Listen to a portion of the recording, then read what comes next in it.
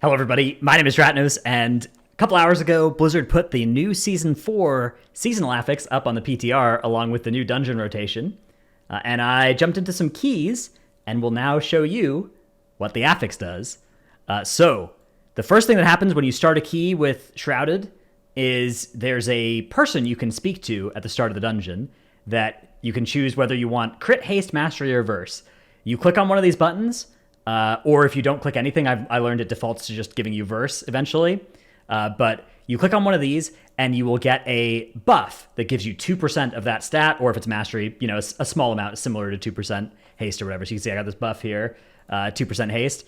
And then every time in the dungeon that you kill a Dreadlord, you're going to get even more of that stat. So what are Dreadlords, you might ask? Well, that's a good question. They look like normal mobs, but they actually have a little aura around them. So here we can see one of these, right? You see this piston head scrapper that's in this pack over there? You see how it's got this like dark glowy thing around it? And it's got a disguised debuff. Something doesn't look quite right. When you pull this mob, it turns into, and there are several of these throughout the dungeon, talking about like double digits scattered throughout the dungeon. When you pull this mob, it turns into the Nathrazim Infiltrator. Now, the Infiltrator doesn't seem to do much as of right now. It seems like, I suspect that it will eventually do more, but the early version that we're testing of this mob, it is not stunnable. It's got about as much health as an average mob in the dungeon, and it has one ability, which is Vampiric Claws, that it will just cast on your tank and heal a little bit. You can actually AMS it and it prevent the heal, but you can see there it healed off of that Vampiric Claws. And then when it dies, it gets captured by the cartel person, who then gives you another stack of your buff. So you can see now I have 2 stacks of that haste buff, and that would go on. So at the end of the dungeon, you could potentially have 30% extra haste if you've got 15 stacks of that buff, which is pretty cool. They don't give count, it seems like. It seems like they currently do not give any count, so our routes are going to have to include another couple pulls, but the upside is going to be that we're going to have a bunch of stat. Another thing that we noticed, there's one mini-boss Dreadlord. One of the Dreadlords is not like the others, and is like a Dreadlord mini-boss. Let me see if I can go find, this thing.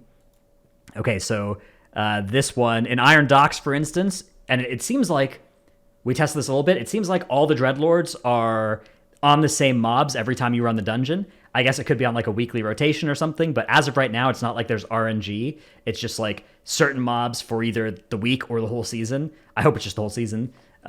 Will be the same, will be Dreadlords for the whole season. And one of those Dreadlords, one mob per dungeon. We've only tested this thoroughly in Iron Docks and Grimrail, but there's one mob that is a mini boss instead of a Dreadlord Infiltrator, and that is this Zul'Gamux person.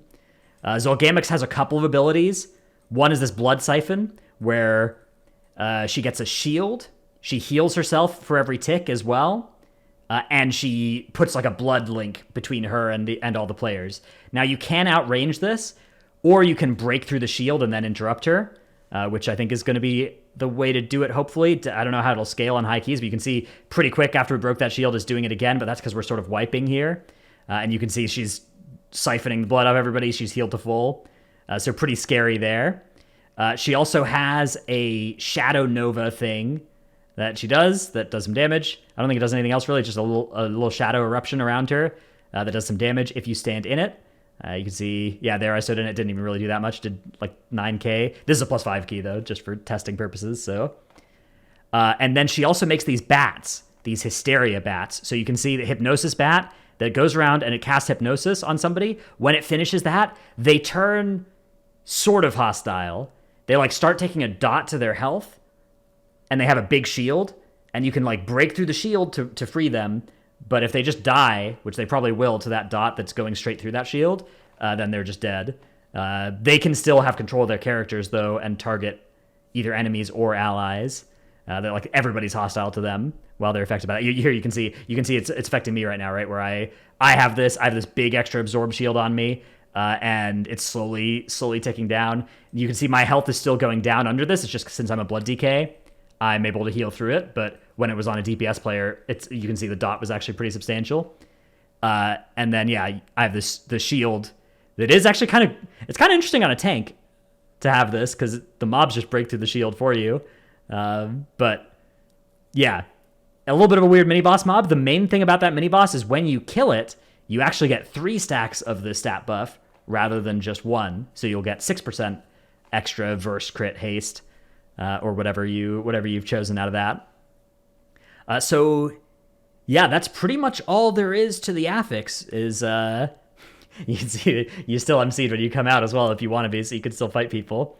Yeah, a couple of mobs in the dungeons are Dreadlords, and yeah, again, the Dreadlords do very little right now, but I suspect that that's going to change. And there's 1 mini-boss per dungeon, we think. I've only tested Grimrail and Docks, so there could be different mini-bosses in the other ones. There could be more in the other ones, but as of right now, with sample size of 2, it seems like there's that 1 mini-boss that replaces one of the Dreadlords in a preset spot every time that you run that dungeon. So again, it doesn't seem like there's RNG. It doesn't seem like there's weird stuff about where things will spawn. Initial impressions, pretty low impact AFFIX, especially with the infiltrators in the state they're in right now. They auto attack you and they vampiric claws and heal themselves, and you can just, I mean, you probably want to kill them because getting that haste buff, especially early in the dungeon or whatever stat you want, is probably worth the fact that they don't give count. They're in a lot of pulls anyways.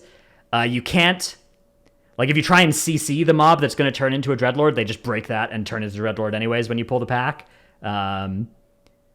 So yeah, it seems like you're just going to fight them, and you probably are happy about it because, again, that stat buff is pretty nice and it lasts for the whole rest of the dungeon for every Dreadlord that you kill. The mini-boss is a bit of a pain. Skipping the mini-boss where possible is probably big money. I don't know. Again, maybe there's some kind of thing that forces you to do it. For instance, in Grimrail, the mini-boss is not particularly skippable. She's right after the first boss up here. This Bombardier is actually the mini-boss up there, so that's, like, you're probably not going to be able to skip this one, but in dungeons where you can, maybe it's worth it. It's a lot of stats that she gives, but she's also, I think, fairly deadly. Again, not sure exactly. These were 4 DPS, no healer, +5, +3 keys. So hard to be 100% sure, but it seems like this mob is going to be a pretty tough cookie. So, and again, I don't think it gives count. So actually, we can see if it gives count right there. Yeah, you can see 22% count when we started this area, 22 at the end. So neither the mini boss nor the Dreadlords give count. And yeah, I don't know. I mean, it's kind of nice. It's nice that you'll have a bunch of stat at the end of the dungeon. So dungeons with hard bosses at the end, dungeons with some degree of non-linearity that let you go to whichever boss you want last, and then therefore choose which one you want your group to have a bunch of extra stats for, is, I think, a kind of cool concept. With the Dreadlords not doing much, it did feel sort of empty. You know, like the least mechanical seasonal AFFIX so far, perhaps, but I'm not necessarily sure that's a bad thing. I think if the Dreadlords get, 1 or 2 mechanics of some kind, just like a kick, a purge, a swirly to dodge, anything like that, I think those sorts of things would probably be good. Maybe even like a couple different types of Dreadlord that each do different, like in the same sort of way that like Woe Drifter, Dismantler, Vi Interceptor, like those mobs aren't particularly deadly, but they're at least, they do something, right? The Dreadlords really don't do anything right now.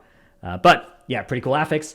Curious to see how it develops. Again, very early PTR testing. I've heard there's already changes on the way and things that weren't intended in this initial version. So by the time this video comes out, even, it could be outdated. But one more thing I forgot about them is when you kill the either the Dreadlords or the mini boss, you get a buff that gives you 6% health and mana every 1 second for 5 seconds, or the mini boss actually gives you 20% every second for 5 seconds. So kind of like killing an you get this little Healy buff at the end. So yeah, there it is. Okay, anyways, thanks for watching. See you in the next one. Bye.